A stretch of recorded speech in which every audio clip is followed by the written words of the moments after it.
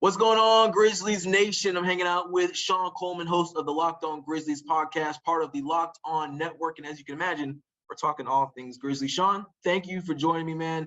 Summer League, it's on us, it's upon us, it's happening. We got a lot of questions to answer as far as the Grizzlies go. In your mind, what's the biggest Summer League question to answer? Is the transition, first off, Avery, thank you very much for having me. Pleasure to join you. Is what Zach Kleiman had hoped would translate over his past two draft class, do we start to see that translation? And that is two-way quality from that combo forward position. Think about it. You've got Zaire Williams, Santi Aldama, David Roddy, Jake LaRavia, even Kenneth Lofton Jr., Vince Williams, what have you. These are players who could play the 2, 3, or 4, maybe even the 5 in Lofton's case. But the point is that Zach Kleiman talked about two-way quality, players that can contribute on both ends of the court, but also shot quality. Of those guys that you mentioned, who kind of intrigues you the most? Santi Aldama. And the reason why that is because I'll be honest with you, I remain skeptical of the pick from last year. And that's really nothing against Aldama. It's just that with the Grizzlies, I figure that, they definitely are investing in a type. They want that front court versatile type talent, again, that can contribute on both ends of the court. Maybe you could have found another option, but Aldama has started to show. Last year, he showed better than expected ability off the dribble for his size.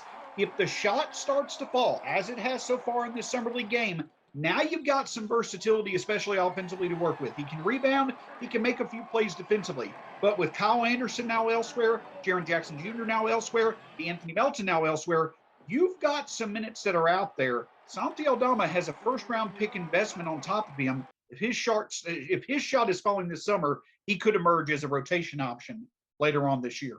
They're saying they're going to have a lot more Zaire Williams on the ball throughout this Summer League. We've seen him kind of bringing the ball up so far.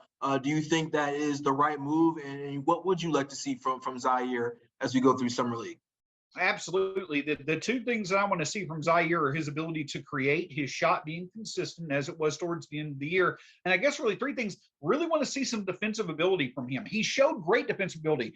He was given tough assignments late in the year and during the postseason. I would love to see that continue this Summer League, seeing him be able to do some more on-ball defense as well. But the big reason why the Grizzlies want him to be able to create, Avery, is the Grizzlies want to be as absolutely positionless as possible. That's not only the ability to be able to hit shots from the outside, but the ability for any position to create for any other position. You saw Desmond Bane take leaps and bounds when it came to his playmaking after Summer League. The Grizzlies are hoping for the same this year with Zaire Williams. You might have thought there would have been more time for rookies to develop, but now that Jaren Jackson Jr. is going to be out with injury, of those front court rookies, who do you think has to make the biggest impact and step up the quickest?